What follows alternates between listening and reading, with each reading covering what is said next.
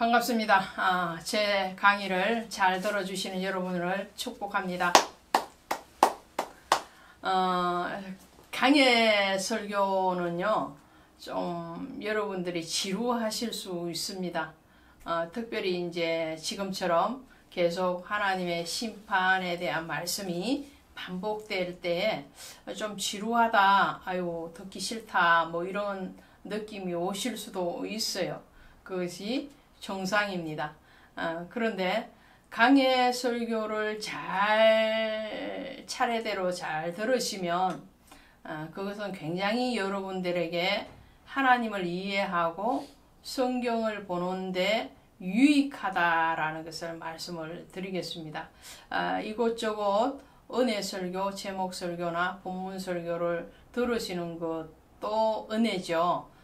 그때의 은혜라면 이 강해 설교는 특별히 우리 바이블 스토리 산책처럼 창세기부터 계시록까지 계속 들으시면 여러분들이 정말 어쩌면 수십 년 신앙생활 하면서도 줄기를 잡지 못했던 것들에 대해서 줄기를 잡고 뼈대를 세워가는 그런 유익한 대단히 유익한 그런 결과를 가져오리라고 확신합니다.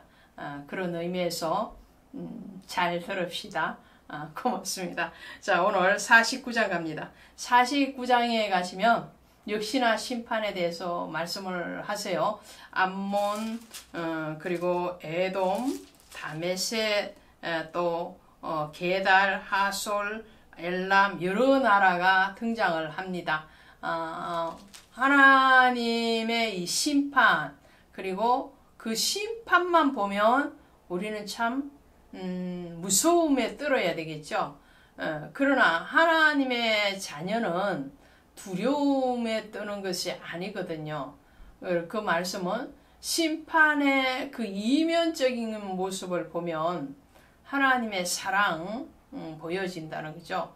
하나님의 공의와 사랑은 늘 같이 갑니다. 심판만 있는 것이 아니고 반대편에 구원이 함께 있죠. 멸망만 있는 것이 아니고 다시 번성과 생명을 약속하고 있죠. 자, 그런 차원에서 한번 보면요. 암몬이 왜 심판을 받느냐? 그 심판의 이유가 뭐냐면요. 4절에 나와 있습니다. 패역한 따라 어찌하여 꼴짝이고 내 흐르는 꼴짝이를 자랑하느냐. 내가 어찌하여 재물을 의뢰하여 말하기를 누가 내게 대적하여 오리오 하느냐. 자, 암몬의 잘못은 자신이 가진 물질을 의지했다는 거예요. 자, 물질을 사랑하는 것, 재물을 사랑하는 것, 이것도 우상 숭배라는 거죠. 탐심은 곧 우상 숭배니라. 어디에 나왔어요? 제가 지금 막 기억이 골로새서 3장인 것 같아요. 골로새서 3장 가시면 나와 있네요. 골로새서 3장 5절에 가니까 그러므로 땅에 있는 지체를 죽이라. 곧 음란과 부정과 사욕과 악한 정욕과 탐심이니 탐심은 우상 숭배니라. 그렇죠. 그러니까 하나님은 우상을 깨어부시는 것이 심판인데 그 우상이 드러나는 우상, 그죠?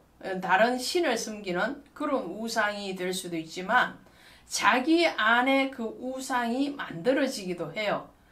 그 만들어지는 우상 중에 하나, 고질적인 우상이 뭐냐면 자식이 우상이 되고요. 그 다음에 물질이 우상이 됩니다. 자식 앞에서 장사가 없다 이런 말이 있잖아요. 자식을 이기는 부모가 없다 뭐 이런 말도 있죠. 자식이 머리 꼭대기, 부모의 머리 꼭대기 위에 있는, 또 그렇게 떠받들고 사는, 안 그렇다 그러면서도 자식 앞에서는 어찌하지 못하는 그것이 사랑일 수도 있으나 그 사랑의 도가 지나치면 우상이 된다는 거죠. 그리고 탐심이죠. 물질에 대한 탐심, 탐욕, 이것에 대해서 하나님은 암몬을 꾸짖고 계십니다. 이 모압과 암몬은 창세기 19장에 가면 롯의 두 딸로부터 출생한 아들이 이룬 족속이죠. 그리고 이제 에돔에 대해서 심판을 합니다. 에돔에 대한 심판을 하시는데 에돔은 누군가요? 에돔도 마찬가지입니다. 이스라엘의 혈통을 올라가면 모압과 암몬이 가지로 뻗어져서 있는 것과 저의 에돔도 마찬가지죠. 에돔은 에서의 후손이 이룬 것이 에돔이죠. 그래서 붉은이라는 뜻을 가지고 있는 게 이 에돔인데요. 에돔이 왜 그럼 심판을 받을까요? 물론 에돔은 에서의 후손으로서 하나님 앞에 정말 택함을 받지 못한 그런 비운의 왕자와 같은 사람이 에서잖아요. 그뿐만 아니라 에서의 잘못은 에서가 결혼을 할 때부터 부모가 기뻐하지 않는 이방 여인을 취하여 들어왔죠. 그 바탕이 바르게 되어 있지 않는 거예요. 바탕이 근본, 야곱도 잘못을 저지르잖아요. 그렇죠? 그런데 하나님이 왜 야곱을 먼저 사랑하셨을까요? 그 바탕이 있다는 거죠. 바탕. 죄가 뭐라고 그랬는가요? 죄는 하나님을 떠나는 것이 죄죠. 하나님을 떠나느냐 떠나지 않느냐, 하나님의 관점에서 죄라는 거기에서 판가름이 나는데, 에서는 하나님을 떠나는 그 마음 그리고 행동으로 옮겨졌고요. 그 에돔도 마찬가지입니다. 그래서 같은 혈통을 가져 있음에도 불구하고 이 야곱이 이룬 이스라엘을 끊임없이 괴롭히고 이 이스라엘 족속들을 잡아서 노예로 팔아넘기기도 했던 그런 사람의 족속이 어디냐면 에돔 족속입니다. 그래서 에돔을 심판하는 거죠. 심판할 때 9절에 이렇게 말씀을 하시죠.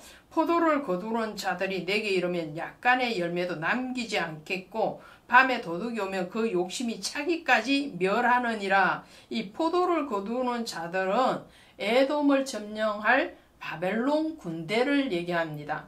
그래서 하나님은 바벨론을 통해서 이 에돔도 심판을 하시는 거죠. 심판을 하실 때에, 그럴 때에 하나도 남기지 않고 다 쓸어버리되 하나님이 또 생명의 빛을 열어가시는 거예요. 심판 가운데서도 하나님은 항상 구원의 문을 열고 계시죠. 아담과 하와를 에덴 동산에서 추방하신 것만 생각하시면 안 돼요. 추방하셨으나 그들이 회개하면 다시 돌아올 새 에덴을 준비하고 계셨다는 거죠. 자, 오늘 에돔도 마찬가지입니다. 에돔을 심판합니다. 그러면서도 11절에 이렇게 말씀을 하세요. 내 고아들을 버려도 내가 그들을 살리리라. 내 과부들은 나를 의지할 것이니라. 자, 고아와 과부는 항상 하나님의 보호 아래 있습니다. 하나님이 마지막 열매를 거두지 말라고 그러죠. 이스라엘 백성들에게. 근데 그 마지막 열매의 몫이 누구냐면 고아와 과부와 나그네예요. 자, 여기서 고아, 부모가 없는 자를 고아라 그러죠. 과부는 남편이 없는 사람을, 여인을 과부라 그러죠. 이것은 문자적인 거예요. 영적으로 뭐냐? 영적으로 고아와 과부는 예수 그리스도를 신랑으로 삼아야 될 그 사람, 긍휼의 그 영혼들이죠. 또 예수 그리스도를 부모로 영접해야 되는, 아바 아버지라 불러야 되는 영적인 연약한 자리에 있는 자, 아직도 분별력이 없으나 하나님이 택하심을 입은 그 사람이 바로 고아와 과부라는 거죠. 이 고아와 과부를 하나님은 택하셔서 그들을 구원하시리라 말씀을 합니다. 그러면서 자 19절에 또 이렇게 말씀을 하죠. 보라, 사자가 요단강이 깊은 숲속에 나타나시듯이 그가 와서 견고한 처소를 칠 것이라. 여기서 사자라고 비유된 무리도 누구냐면 바벨론의 군대요. 더 정확하게는 바벨론의 느부갓네살 왕입니다. 그러니까 이 느부갓네살 왕은 유다를 침공해서 유다를 멸망시키는 왕으로서 쓰임 받을 뿐만 아니라 유다를 치면서 이방에 있는 여러 나라들도 치는, 그래서 하나님의 심판의 대리권자적인 그런 일을 일시적으로 감당하는 그런 사람이 바로 느부갓네살 왕이라 할 수 있죠. 자, 다메섹이 받을 심판에 대해서 말씀을 합니다. 이 다메섹이 그러면 누구가 생각나죠? 신약에 가면 사울이 생각나죠. 사울이 부활하신 예수 그리스도를 만날 때의 모습이 어디냐면 이 다메섹 도상이죠. 이 다메섹입니다. 붉은 피자루 이런 뜻을 가지고 있는 것이 다메섹의 지명이에요. 그 붉은 피자루, 자, 그게 뭘까요? 예수의 보혈이죠. 그 예수의 보혈을 뜻하는 이 다메섹 지역입니다. 다른 말로는 아람이라고도 해요. 자, 이 다메섹이 원래는 어찌했느냐? 25절에 보니까 어찌하여 찬송의 성읍 나의 즐거움의 성읍이 버린 것이 되었느냐? 찬송의 성읍 나의 즐거움, 하나님 기뻐하는 그 성읍이었다는 거예요. 예, 이것이 찬송의 성읍이 바로 다메섹을 얘기하는 거거든요. 하나님이 다메섹을 굉장히 사랑했고 기뻐했다는 거예요. 그런데 이들이 변질되어지는 거죠. 26절에 이는 만군의 여호와의 말씀이니라. 그런즉 그날에 그의 장정들은 그 거리에 엎드러지겠고 모든 구사는 멸절할 것이며 내가 다메섹의 성벽의 불서를 벤하닷의 궁전이 불타리라. 벤하닷의 궁전, 이 벤하닷은요 BC 8세기에서 9세기에 다메섹의 왕조의 이름이 벤하닷입니다. 또 다른 의미가 있어요. 이 벤하닷이라는 이름의 속에는 하닷신의 아들 이런 뜻이에요. 그러니까 벤하닷 왕조 자체가 이방신을 섬기는 그런 왕조였다는 것을 말을 하는 거죠. 하나님이 기뻐하고 하나님이 즐거워하는 그 성읍이 이방신들이 다스리는 나라가 되었기 때문에 하나님이 심판할 수밖에 없다라는 거죠. 그래서 26절 그날은 바로 605년에 아람 왕국이 바벨론에서 멸망되는 날을 얘기합니다. 하나님은 이 다메섹도 이방 신의 섬김으로 인해서 바벨론을 통해서 멸망시키죠. 그리고 게달과 하솔의 심판을 받는데요. 31절에 가시니까 여호와의 말씀이라 너는 일어나 고요하고도 평안히 사는 백성고 성문이나 문빗장이 없이 홀로 사는 국민을 치라. 굉장히 평화로운 것 같아요. 굉장히 평화롭게 사는데 왜 그 백성들을 치라 이렇게 말씀. 여기에서도 바벨론 왕 느부갓네살이 동원되거든요. 그러니까 느부갓네살은요 왕을 하면서 하루도 편한 날을 보내지 않은 거예요. 이 나라 쳐야 되고 저 나라 쳐야 되고 얼마나 바빴겠어요. 자, 어쨌든 바벨론의 왕을 통해서 이 게달과 하솔을 심판하는데 이 게달과 하솔은요 자기의 어떤 부요함, 아까 제가 말씀드리죠. 탐심은 우상숭배와 같다. 재물을 의지하는 것, 그것도 우상숭배라고 말씀을 드리는데 이 게달과 하솔도 그러했다는 거죠. 탐심을 가지고 있었습니다.